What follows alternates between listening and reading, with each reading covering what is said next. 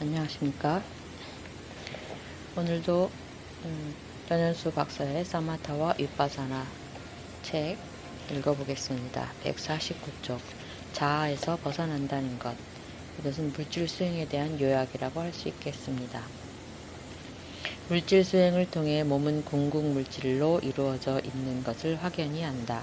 그 전까지 봐왔던 손, 눈, 귀, 코, 발, 다리로 보지 않고 이제는 궁극 물질인 18가지 구체 물질과 구체 물질이 일으키는 현상으로 본다. 그것을 실제로 본다. 그 궁극 물질이 일어났다가 사라지는 것을 본다. 이렇게 궁극 물질로 보면 우리의 몸이 계속되고 있다는 생각이 사라지고 궁극 물질들이 일어났다가 사라지는 것으로 보게 된다. 손이 그대로 계속된다는 생각을 하지 않게 된다. 그와 함께 손이라는 덩어리로 보지 않고 그 속에 든 물질로 본다. 그리고 물질들 각각의 기능도 안다. 움직이는 것은 물질 가운데 바람의 밀어냄에 의해 일어난다는 것을 안다.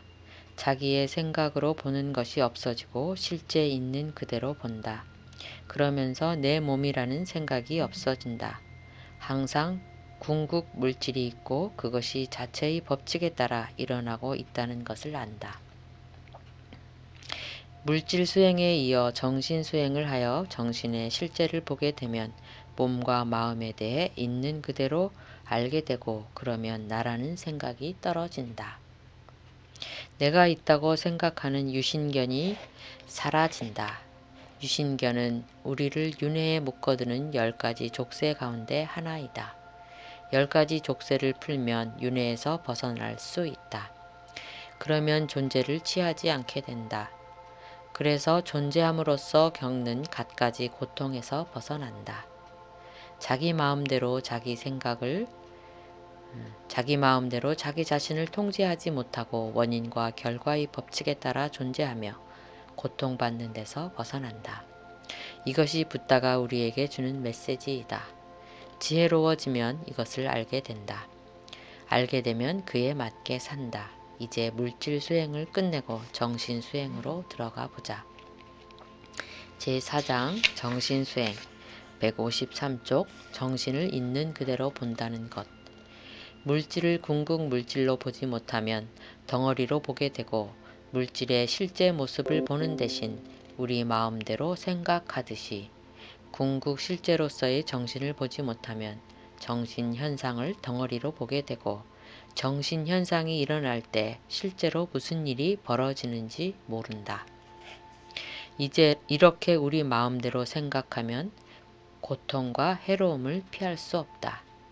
예를 들어 화가 났을 때 실제 정신에서 어떤 현상이 일어나는지 모르면 화내는 것이 도움이 된다고 생각할 수 있다. 화가 났을 때 어떤 인식 과정이 일어나고 각 인식 과정의 마음과 마음 부스에 어떤 것이 있는지 모르면 화내는 것에 대해 자기 마음대로 생각할 수 있다.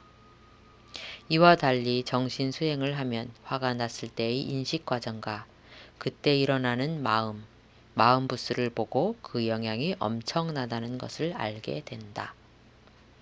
그러면 다시는 화를 내지 않으려고 한다. 욕심이나 어리석음에 대해서도 마찬가지다. 정신 수행을 하면 욕심이나 어리석음이 실제로 어떤 영향을 끼치는지를 보고 지혜롭게 살아야 하는 이유를 알게 된다. 화나 욕심, 어리석음이 있을 때 어떤 마음 부스가 있으며 그것이 어떤 영향을 끼치는지에 대해서는 뒤에서 구체적으로 이야기하겠다. 궁극 실제로서의 정신을 식별하는 정신수행은 정신의 인식 과정과 인식 과정에 있는 마음과 마음 부스를 식별하는 것이다. 일반적으로 우리는 정신이 마음으로 이루어져 있다고 생각한다. 하지만 사실은 그렇지 않다. 주된 마음이 있고 마음을 도와서 작용하는 마음 부스로 이루어져 있다. 정신 현상을 마음과 마음 부스의 합으로 보는 것이 있는 그대로 보는 것이다. 이는 붓다의 가르침인 아비담마에 잘 나와 있으며 소행을 통해 확인된다. 정신 현상을 마음과 마음 부스의 합으로 보는 것이 있는 그대로 보는 것이다. 이것은 분석을 가능하게 하는 원인이 되겠죠. 다음은 선정 인식 과정 보겠습니다. 마음과 마음 부스를 식별하려면 정신이 일어나는 인식 과정을 먼저 식별해야 한다. 인식 과정은 크게 세 가지로 나눌 수 있다. 첫째는 눈, 귀, 코, 혀, 몸에서 일어나는 인식 과정에서 시작하여 의문, 방황과 인식 과정까지 계속되는 인식 과정이다. 둘째는 의문에서만 일어나는 의문 인식 과정이다. 셋째는 의문 인식 과정의 일종이긴 하지만 독특한 성격을 띠어 따로 분류하는 선정 인식 과정이다. 이 가운데 선정 인식 과정을 인식하는 것으로 정신 수행을 시작하는 것이 좋다. 그 이유는 선정 인식 과정이 인식하기 쉬워서인데 이는 다음 두 가지 때문이다. 첫째, 수행을 시작한 지 얼마 되지 않았을 때는 마음과 마음 부스를 식별하는 것이 쉽지 않다. 그런데 선정 인식 과정에서는 자와나 즉 속행이 많이 일어나므로 자와나 속에 있는 마음과 마음 부스를 식별할 기회가 많다. 둘째, 선정을 경험하는 과정에서 선정 요소를 식별하는데 초선정에서는 선정의 5가지 요소를 식별한다. 이 5가지 요소는 선정 상태의 인식 과정에 있는 마음 부스를 말한다. 선정 요소를 식별하면서 이미 정신을 궁극 정신으로 식별하는 것이다. 선정에는 선정 상태의 필수 마음 부스인 선정 요소 외에도 다른 마음 부스들이 있는데 정신 수행에서는 선정 상태의 인식 과정에 존재하는 마음과 마음 부스를 모두 식별한다. 선정 상태의 인식 과정은 의문의 전향, 준비, 근접, 수순, 종성, 자완화로 이루어져 있다. 이 인식 과정을 보기 위해서는 훈련이 필요하다. 그래서 준비, 근접, 수순, 종성은 어느 정도 훈련이 되었을 때 식별하고 우선 자완화만 식별한다. 선정 인식 과정의 자완화는 일상적인 인식 과정의 자완화보다 많이 일어난다. 자완화가 일어났다 사라지는 것을 볼 수 있으면 순간산매 상태이다. 먼저 자완화 전에 있는 의문 전향을 간단히 식별한다.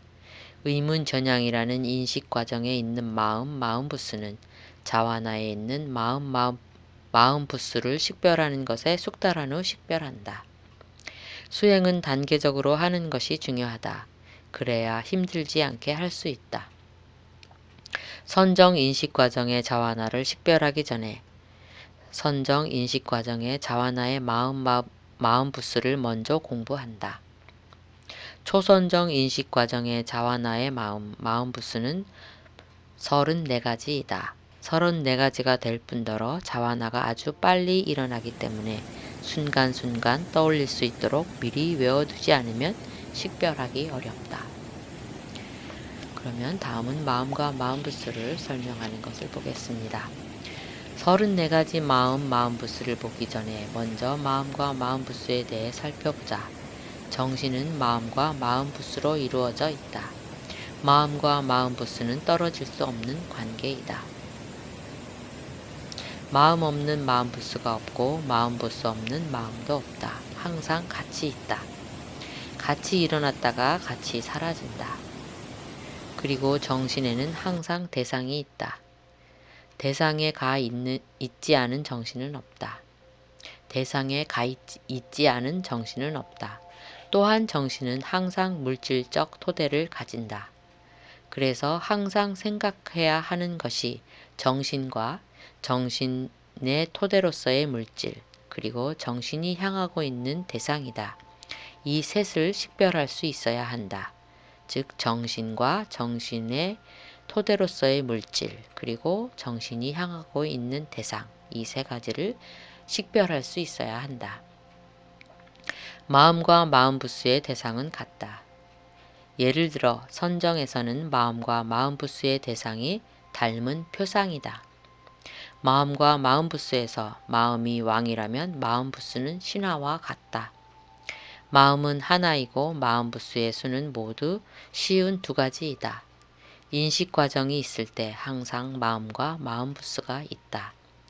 마음의 종류에 따라 마음부스가 달라진다. 어떤 마음이든 다음에 7가지 마음부스는 언제나 같이 있다. 접촉, 느낌, 인식, 의도, 집중, 생명기능, 주의 이렇게 7가지 마음부스는 어떤 마음이든지 항상 같이 있게 된다.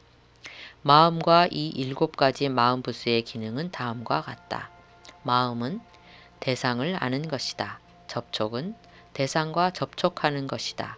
느낌은 대상에 대한 느낌인데 즐거움, 괴로움, 즐겁지도 괴롭지도 않은 것이다. 인식은 이미 알고 있던 것을 보고 저것이 무엇이다 라고 아는 것이거나 모르는 것을 보고 저것은 이런 것이다 라고 표시를 해서 다음에 볼 때 그것이라고 아는 것이다. 의도는 우리가 뭘 할 때 가장 앞서는 지도자 같은 것이라고 보면 된다. 집중은 대상에 집중하는 것이다. 그리고 가치 있는 마음부스들을 하나로 모으는 것이다. 생명 기능은 가치 있는 마음부스들을 유지시킨다. 주의는 대상으로 향하는 것이다. 이들 7가지 마음부스에는 모두 모든 마음에 공통되는 것들이라는 이름이 있다. 네, 오늘은 이렇게 마음과 마음부스에서 그 중에서 마음부스에서 항상 일어나는 7가지 마음부스, 접촉, 느낌, 인식, 의도, 집중, 생명의 기능, 주의 이렇게 살펴보았습니다.